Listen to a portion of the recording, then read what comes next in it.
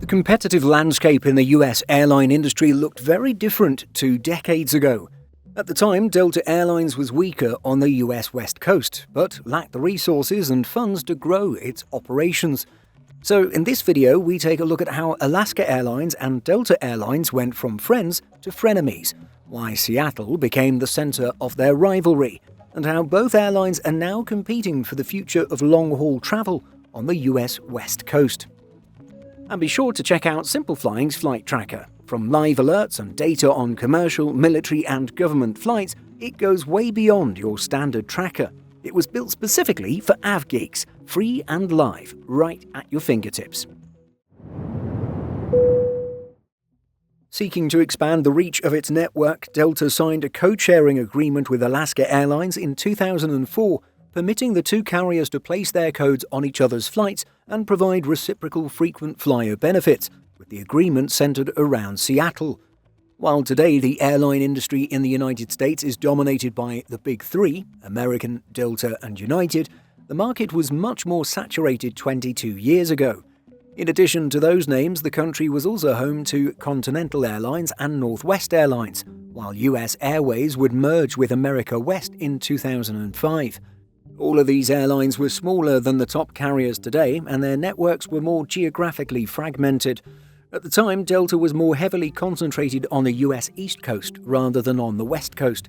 The agreement with Alaska Airlines gave Delta a much larger presence in the Pacific Northwest, an area that Delta largely abandoned pre-9/11 when it dismantled its Trans-Pacific hub in Portland. With the partnership, Alaska would feed Delta flights in other parts of the country, as well as long-haul services, while Delta would help fill Alaska's planes. It was a genuine win-win for both airlines. But in 2008, Delta merged with Northwest Airlines, creating the first of the 3 mega airlines operating today. Northwest was a force to be reckoned with across the Pacific, primarily through its large intra-Asia operations out of its Tokyo Narita hub. Upon the merger, Delta's Trans-Pacific ambitions grew, but it found that the Tokyo hub was expensive to operate and had poor operating margins by the 2010s. Still, it aimed to keep a large presence across the Pacific, and Delta began looking for alternatives to the Tokyo hub. In its final years, Northwest had been the second largest US airline across the Pacific, with United Airlines holding the top position in the market. United has long benefited from its fortress hub in San Francisco, which has massive local demand for travel to Asia and is well located for connections. Delta lacked this type of hub, and while it does operate a hub out of Los Angeles, American and United also have equally sized operations there. In 2012, Delta announced its intentions to begin growing its long-haul operations out of Seattle. With the Northwest merger, it had already inherited non-stops from Seattle to Beijing, Tokyo Narita and Osaka, with Shanghai and Tokyo Haneda launched in 2013. Originally, it was still framed as being mutually beneficial, with Alaska Airlines providing much of the feed. But as Delta grew its network and fleet, it found that it would make more money by operating its own domestic flights out of Seattle, and began rapidly adding short-haul routes out of the airport. In 2014, Delta officially declared Seattle as its West Coast gateway to serve the Pacific. That same year, the Atlanta-based carrier launched 18 new routes out of Seattle, including new services to Seoul and Hong Kong, as well as flights to London Heathrow. Routes to Paris and Amsterdam were already operating. Delta has continued to grow its Seattle network, standardizing on the Airbus A330-900 and A350-900 for long-haul routes in recent years, while formally closing the Narita hub in 2020. Seattle is a rapidly growing market with high business demand, making its appeal to airlines broader than just its location for connections. It was a bold and lucrative move for Delta to begin growing Seattle as a hub. However, Alaska Airlines has been headquartered in Seattle since the 1950s and is a massive player with long-running routes. Despite Delta's strong efforts to build up its presence, Alaska still holds about a 50% market share, whereas Delta carries less than half as many passengers out of Seattle. Despite Alaska Airlines having historically lacked wide-body airliners, it built up a significant network of airline partners allowing the airline to have international range even if it doesn't fly to Europe or Asia on its own. This keeps flyers loyal to the airline and ensures continued relevance in Seattle, especially with Delta's international expansion. When Delta commenced flights between Seattle and London, Alaska doubled mileage earnings on British Airways flights to keep passengers away from Delta. In December 2016, just months before the codeshare agreement ended, Alaska Airlines acquired Virgin America. With the deal came a significantly expanded network in California, and Alaska has spent the last decade refining this network, drawing down operations in San Francisco while building up its hub in San Diego.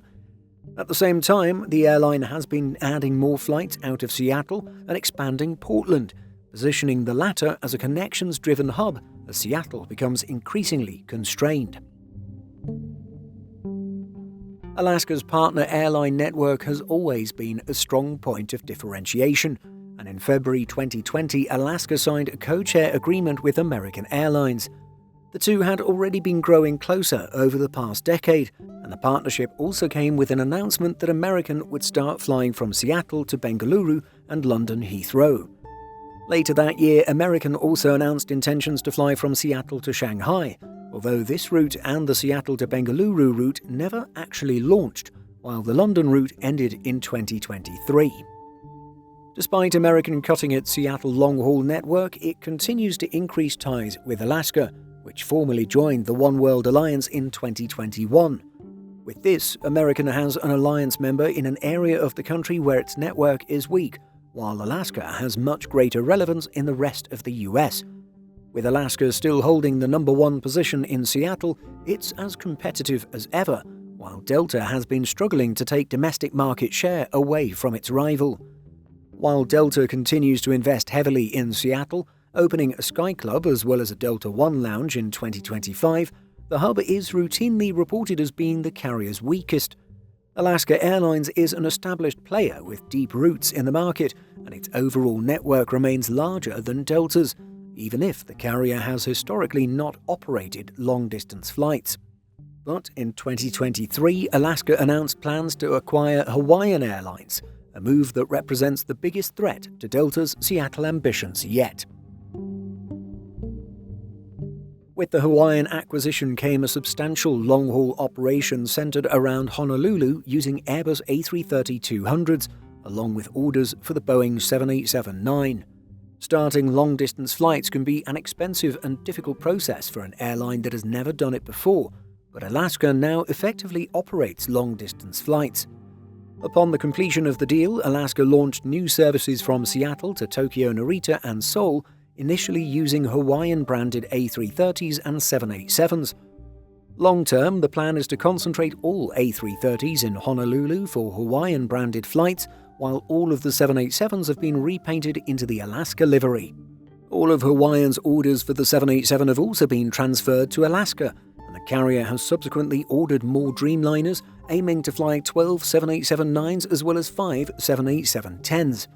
The carrier launched Rome as its first Alaska-branded 787 flight in April 2026, and it now serves London Heathrow with the 787 as well as Iceland with the Boeing 737 MAX 8.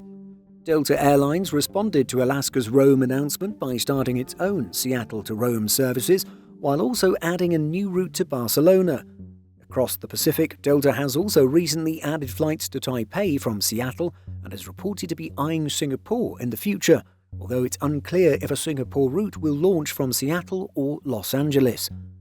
By 2030, Alaska aims to operate at least 12 long-distance routes, further solidifying its position as Seattle's largest airline.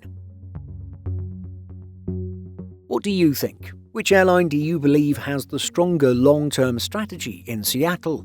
Delta with its expanding global hub, or Alaska with its deep local roots and growing international ambitions? Let us know by leaving a comment, and don't forget to subscribe for more aviation content. See you next time. In addition to our daily YouTube videos, Simple Flying publishes over 150 articles and a podcast every week. Visit simpleflying.com.